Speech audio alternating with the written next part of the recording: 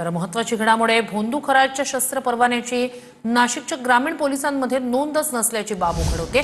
शस्त्र परवान्यामुळे तत्कालीन जिल्हाधिकारी आणि एसपी संशयाच्या फेऱ्यात येण्याची शक्यता आहे। शस्त्र परवाना संबंधित कागदपत्रच उपलब्ध नसल्याची माहिती आता उघड झाली।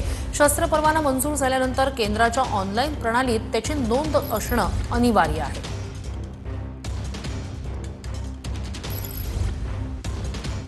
तर खरातच्या मोबाईलमधून अनेक धागेदोरे समोर येणार असल्याची माहिती सूत्रांकडून मिळते। खरातचे 2 मोबाईल एसआयटी कडून जप्त करण्यात आलेले आहेत आणि मोबाईलमध्ये प्रभावशाली व्यक्तींची नावं डमी स्वरूपात सेव्ह केल्याचा संशय आहे। खरातनं पीडित महिलांचे नंबरही मोबाईलमध्ये सेव्ह केले नव्हते अशी माहिती सूत्रांकडून मिळते। पीडितांशी संपर्क साधण्यासाठी खरात वेगळ्या मोबाईलचा वापर करायचा अशी माहिती सुद्धा सूत्रांकडून मिळते। तर भोंदू अशोक खरातची आज पुन्हा एकदा चौकशी होणार आहे। अशोक खरातच्या एसआयटी चौकशीचा आजचा 12वा दिवस आहे। खरात तपासात सहकार्य करत नसल्याचा दावा एसआयटी कडून करण्यात येतोय। आज पुन्हा एकदा अशोक खरातची चौकशी होणार आहे।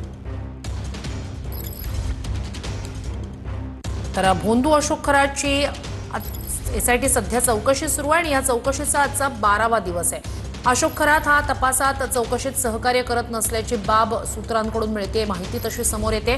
आज पुन्हा एकदा त्याची चौकशी केली जाणार आहे।